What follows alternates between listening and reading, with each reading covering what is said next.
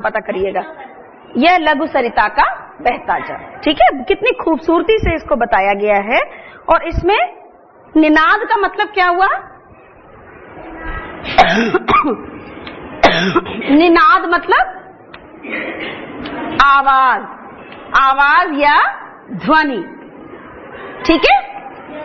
ध्वनि का मतलब आवाज, निनाद का मतलब क्या हुआ कि जो वो आवाज करता है, कल कल छल छल वाली जो आवाज है उसके बारे में बताया है। और वेहवल मतलब, वेहवल का मतलब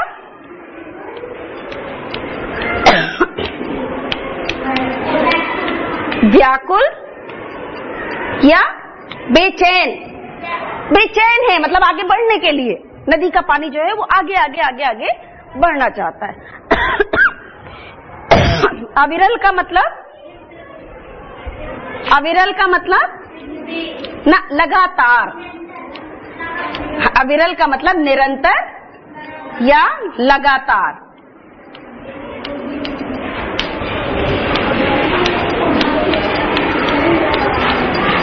ठीक है।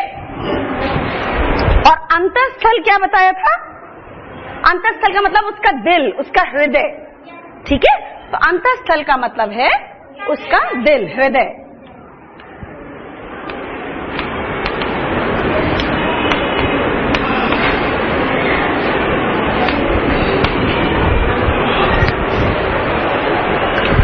तो ये सब समझ में आया आपको? ठीक है। तो ये आपके शब्द हैं, इनके आपको अर्थ समझना है और इनको आप इसमें बोलेंगे। अब हम कविता को बोलेंगे और हमारे साथ आप लोग इसको बोलेंगे एक बार कि कितनी सुंदरता से कविता बोली कैसे जाती है, ठीक है। यह लघु सरिता का बहता जल, कितना शीतल कितना निर्मल, हिम गिरी के हिम से निकल निकल, यह विमल दूध सा हिम का जल, कर कर निनाद कल कल छल छल, तन का चंचल मन का वेहवल, यह लघु सरिता का बहता जल। ऊंचे शिखरों से उतर उतर, गिर गिर की चट्टानों पर, कंकड़ कंकड़ पैदल चलकर, दिन भर रजनी भर जीवन भर, धोता वसुधा का अंतःस्थल,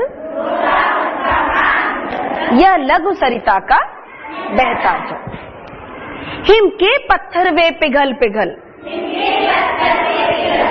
बन गए धरा का वारी विमल, सुख पाता जिससे पथिक विकल, पी पी अंजलि भर मृदु जल,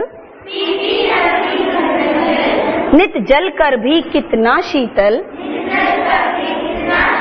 यह लघु सरिता का बहता जल। कितना कोमल कितना वत्सल, रे जननी का वह अंतःस्थल, कितना यह शीतल करुणा जल, बहता रहता युग युग अविरल, गंगा यमुना सरयू निर्मल, यह लघु सरिता का बहता जल।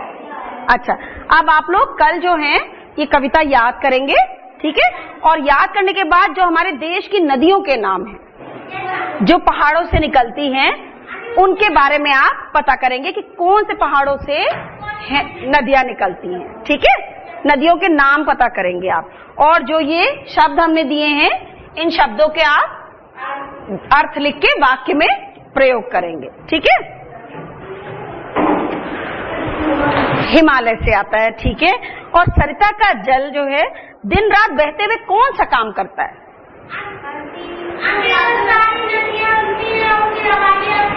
क्या करता रहता है? हाँ हाँ, और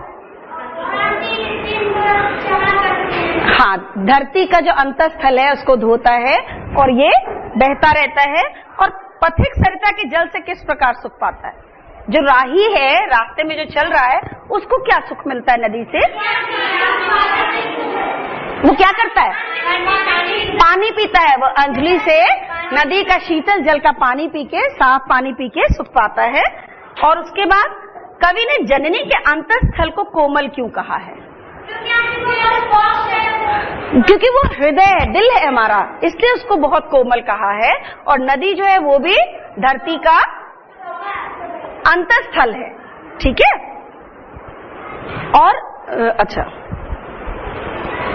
इसमें ये बताइए, तन का चंचल कहा गया है कविता को क्या कहा गया है? तन का चंचल। तो कौन सा सही है बताओ? ऊंचे शिखरों से उतर कर चल रहा है इसलिए, या कण कण छल छल की आवाज कर रहा है, या उसमें चंचलता है? उसमें चंचलता है और वो कल कल छल छल की आवाज कर रहा है, ठीक है। अब इसमें कुछ शब्द हैं बेटा जिनको आपको पर्यायवाची लिखने होंगे, है ना। पर्यायवाची क्या शब्द होते हैं? बहुत सारे नाम, जैसे सरिता के नाम बताइए।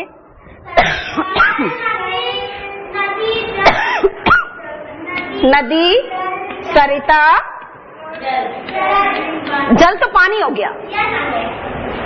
तटनी, ठीक है, तटनी जो है वो भी नदी को ही कहते हैं। अच्छा, जल का बताइए। जल और पानी और तोय, नीर, ठीक है, वारी, अंबुज, ये सब जल के नाम है। और पर्वत का बताइए। पर्वत का पहाड़, पहाड़, और अभी हम लोगों ने पढ़ा है गिर गिर की चट्टानों पर, गिरी, क्या नाम है? गिरी, इसको भी पहाड़ कहते हैं। और एक वर्ड और है, उसको कहते हैं अचल। अचल मतलब जो चल ना सके, एक जगह रहे, तो वो कौन चीज रहती है? पहाड़, ठीक है। और वसुधा मतलब, वसुधा का मतलब हमारी धरती, भू, ठीक है, भू या धरा या हमारी धरती जिसपे हम रहते हैं उसको वसुधा कहते हैं, ठीक है। तो ये पर्यायवाची शब्द हैं, इनको आप याद करेंगे और ये वाले शब्दों के आप लोग